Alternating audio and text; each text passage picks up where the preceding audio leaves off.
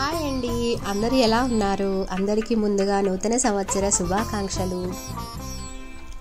మామిడి పువ్వుకు మాట వచ్చింది, కోయిల గొంతుకు కూత వచ్చింది, వేప కొమ్మకు పూత వచ్చింది, పసిడి బెల్లం తోడు వచ్చింది, గుమ్మానికి పచ్చ తోరణం వచ్చింది, ఉగాది పండుగ మన ముందుకు వచ్చింది.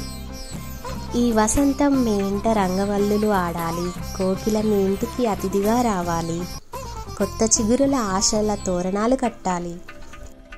ప్రతి ఇంటిలో సుఖ సంతోషాలు, అష్ట ఐశ్వర్యాలు కలగాలని నేను మనస్ఫూర్తిగా కోరుకుంటున్నాను.